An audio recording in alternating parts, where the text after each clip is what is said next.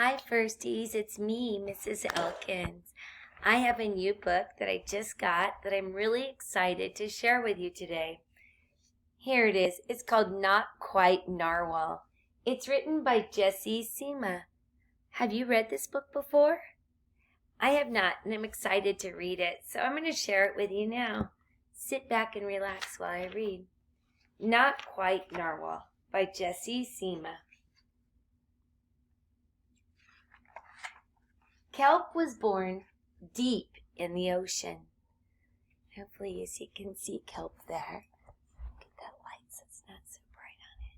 There he is. Isn't he cute? I think he's really cute.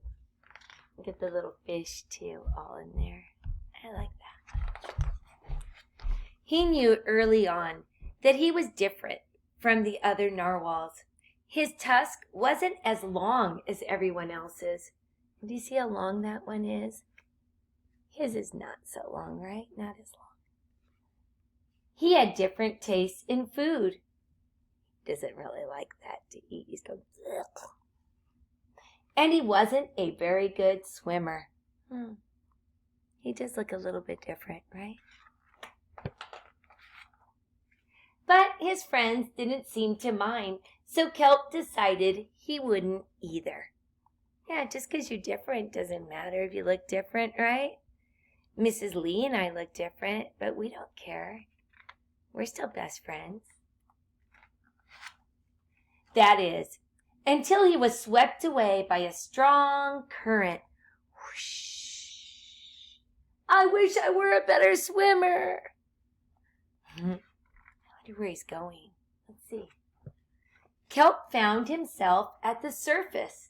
Do you see him at the surface of the water? His head's on top. Closer to land than he'd ever been before.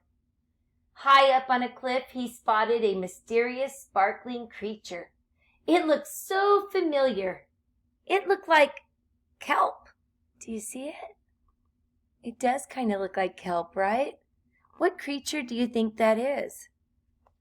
Do you know? Let's see.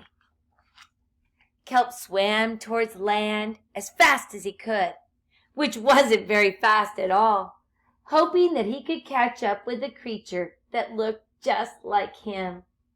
When he finally reached the shore, Kelp felt a little bit anxious. He had never left the ocean before. What does that mean, to be a little bit anxious? Well, that's like when you're a little bit nervous, a little bit scared, kind of like I was on the first day of school. Maybe you felt that way too. Maybe you still feel a little bit anxious, and that's okay. He was nervous about walking for the first time, but the land creatures made it look so easy. Yeah, sometimes it's not so easy to do everything for everyone. We have to remember that. Just because it looks easy for some, does that mean it's easy for everyone? I don't think so. It wasn't. See? Ow! He fell. Eventually, he got the hang of it. Don't give up, right? Keep practicing. And look, he got it. Everything on land was strange and beautiful, but also kind of scary. Kelp began to think he might never find the creature that looked just like him. But as he stumbled out of the forest, what do you think he's going to see? Land narwhals! Do you see them? Land narwhals. Actually, we're unicorns, and by the looks of it, so are you. So it's a unicorn. Did you guess that? I wonder. Kelp had never heard of unicorns before. They taught him all sorts of new things about his tusk. We call them horns. Wow! And look, they make rainbows. They introduced him to unicorn delicacies. Yum! See the snow cone? That's a rainbow snow cone. And they showed him how to gallop. There was no doubt that Kelp was, in fact, a unicorn. He was having so much fun that he didn't want to leave. I could see that, right? He's having fun with his friends. But then he remembered all of his friends under the sea. Yeah, he has friends under the ocean too. Remember his old friends that he grew up with? So Kelp missed them terribly. So he said goodbye to the unicorns and he returned to the ocean. Come back soon, come back. That must be hard to leave his new friends too, right? Kelp swam towards home as fast as he could, which wasn't very fast at all. Remember, he's not the best swimmer. Hoping that the narwhals would still like him now that he was a unicorn. Do you think they'll still like him even though he's not a narwhal and he's actually a unicorn? Do you think they will mind? Kelp, welcome home. When he finally arrived, Kelp had butterflies in his stomach. He's anxious all over again. He's feeling nervous. What if they don't like him? But look at the picture. Remember how pictures tell a story? Do you think they still like him? I think they do. Let's see. Well, Kelp took a deep breath and he told his friends the news. It turns out I'm not a narwhal. Well, of course you aren't. They knew that. They could see he was different. I'm a unicorn. Well, we all knew that. They took it quite well. They love him anyways, right? Even though he's a unicorn.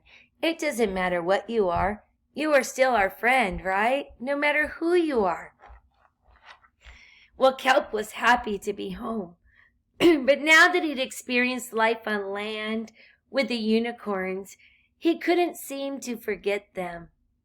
Did he want to be a land narwhal with the unicorns?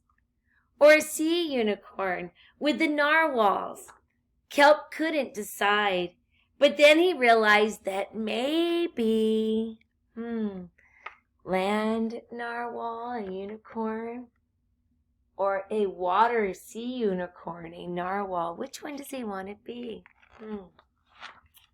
Well, just maybe. How do you think it will end? Will it have a happy ending? Let's see. Well, maybe he didn't have to choose. Maybe he doesn't have to. Maybe he can have fun on both. Do you think that's true? Can they all be friends together? I think so, right? Looks like that way he gets to play with both. I love that. And he says, Rhino says, I'm a unicorn. I don't think so. Okay, it's our turn to respond to our reading. Okay, class, go get your reading notebook. It looks like this. Remember, it could be a different color. Maybe yours even has writing on it, or maybe it's yellow. As long as it has this metal binding. Go get it. I'll wait for you. Okay, great. You found yours. Then we're going to open it up to the next page. Remember, Mrs. Elkins does not like to skip pages. That wastes, right? We don't want to waste. So remember, we use every page. You can see, here's Mrs. Elkins. It's like a book. Today I felt. Dixie in the class treat. Chicken and mittens. The new class pet. At school, I teach and have fun. Great, here's my next page. Go ahead and open yours now and find your next page. I'll wait. I'm so glad you found it. Now we're going to write the title. The title of the story, you might remember, is Not Quite Narwhal. And I wrote it here for you. This is how yours should look right on the top. Go ahead and write that now. You can pause the tape while you copy it. Just press pause. I'll wait while you copy it. Great. Now that you've copied it, it's time for you to begin your assignment. Do you remember that Narwhal had to choose? At the end, he thought he was going to have to choose between living in the ocean or living on land. He didn't have to choose after all. But I'm going to make you choose. If you were Narwhal and you couldn't have both, which one would you choose? Would you choose to live on the land, or would you choose to live in the water? If you're going to choose land, I want you to draw pictures of things that you love on land and what you think is important on land. For instance, I like the birds, I love flowers, butterflies, my mom and dad. What is on land that you think would make it better to live on land? You would draw that picture now right here.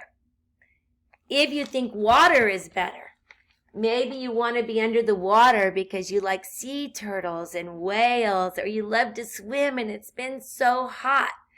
If you think the water is better, draw a picture of under the ocean. Make sure you color it in, but show the things that you would want to see under the water. Maybe you want to see a narwhal. Maybe you want to see a shark because you're brave. But draw the things and be ready to share tomorrow. I can't wait to see which one you choose. Remember to do your best and color it in. Bye, class.